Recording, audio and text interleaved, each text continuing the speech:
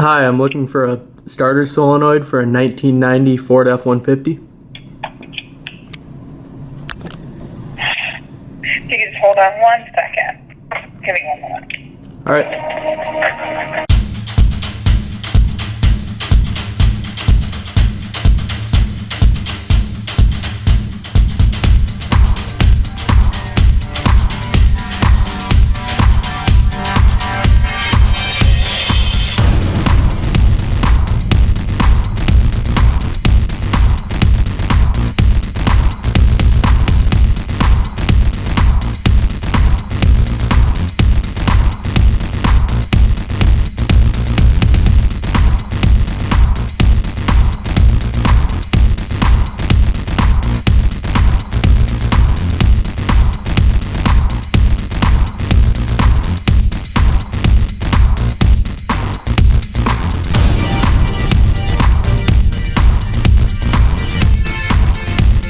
Thanks for holding, it's Angel. How can I help you?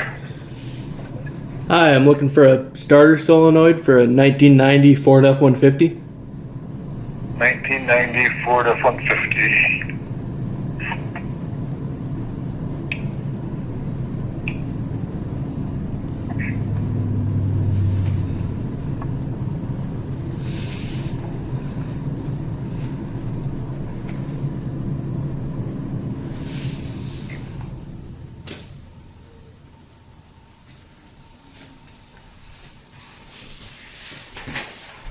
The 6 or 8 cylinder? 8 cylinder. Okay.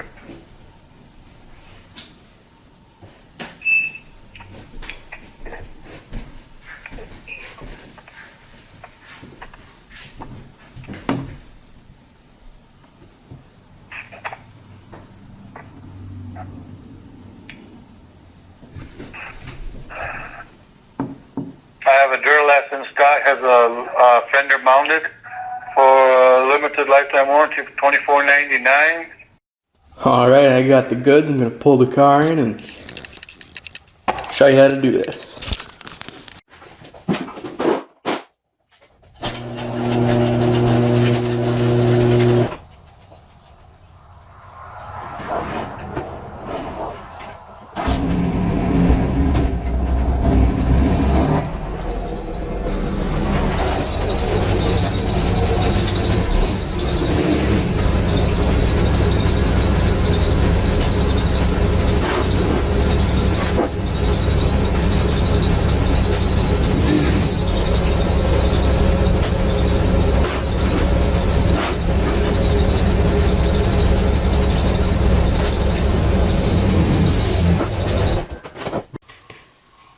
This is KI Motorsports. In this video I'm going to show you how to fix a small block Chevy that won't start after you put headers on it.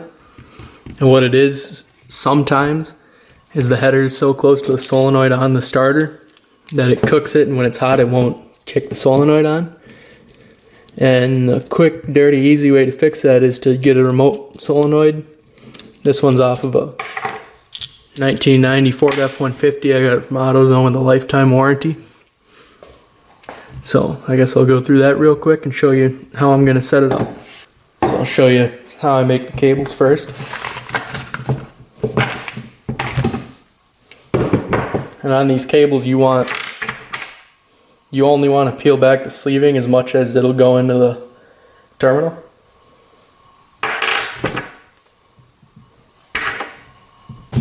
So that's about right, and I happen to be using 2-gauge wire. So I'm going to get my terminal crimper, open it up. I'll throw the terminal in there first just because it's a little bit easier that way.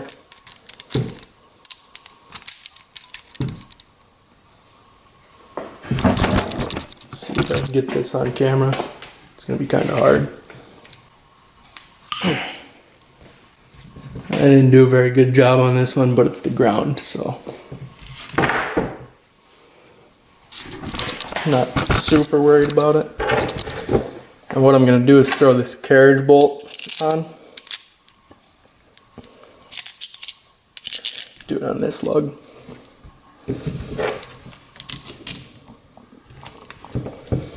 point it this way because that's where the battery will be.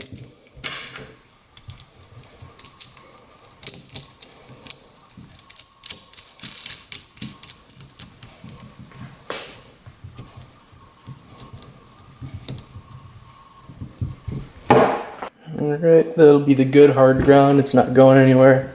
The crimp looks bad, but it's solid. So, now I'll show you the part on the car.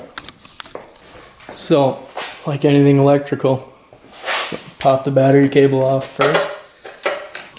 I think I'm just going to stick it onto the fender there because I don't want it to be permanent. I'm going to get an LT1 Corvette starter, like a 96. And that should fix my heat soak issue, but this is for now until I can get that.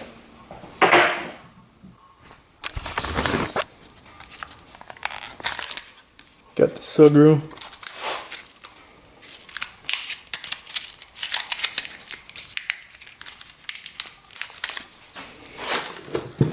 I'm just gonna make it into a little ball, stick it on the back.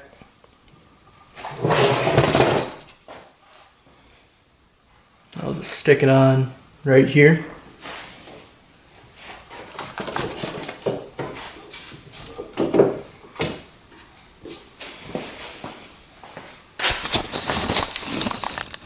And that should hold pretty good. If not, I can always mess with it and self-tap it or something, but I don't want to do that, so I'm going to try this first.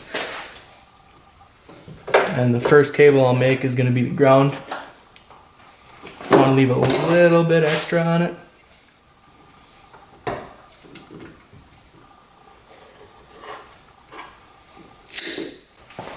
So I've got my ground cable made. Now I just need to make the cable to go from the starter to there.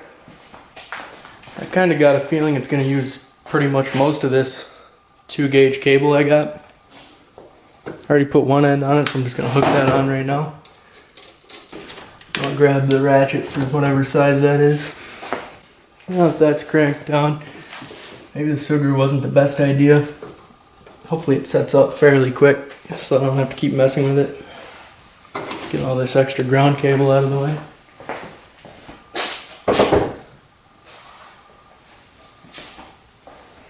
Now I'm going to jack up the car and go down to the starter and pull the factory cables all off.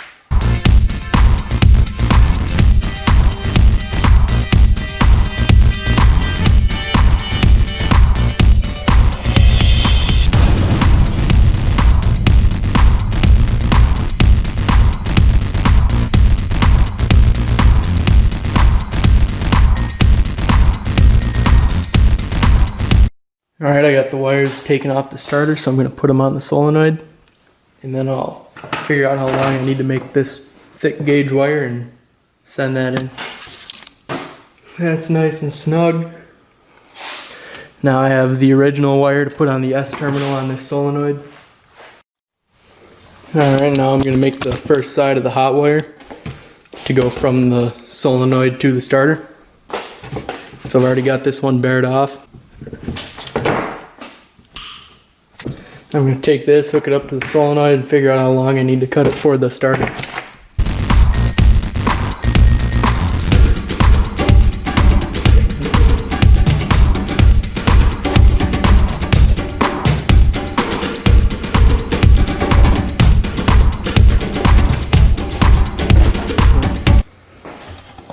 Now I'm going to hop under the car and figure out where to cut that. Alright, I cut this much off, and now I'll pull the cable back up and put the end on it. Now, when you do this, you have to bridge this power over along to the original ignition wire location. I'm going to kind of cheat and crimp in the wire for that into the end when I do this.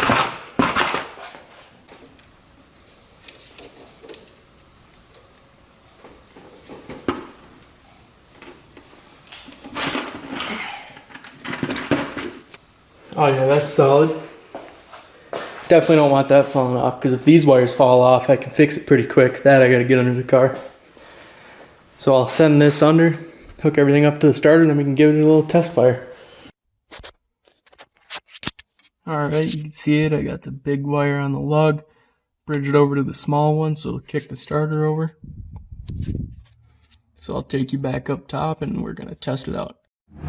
Okay, well my subgrew idea ended up not being great. I'm just gonna bridge the terminals to make sure the wiring's all good.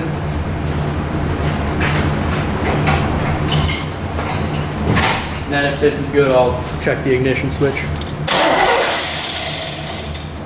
So there we go, it works. I'm gonna go in real quick and turn the key.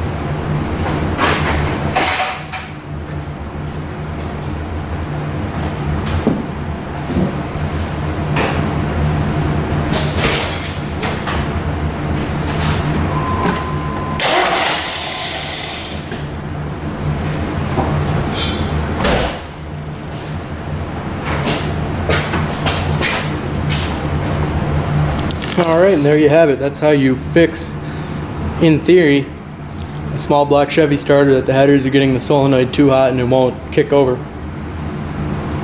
So, if you want to leave a like, comment, and subscribe, and I'll catch you in the next video.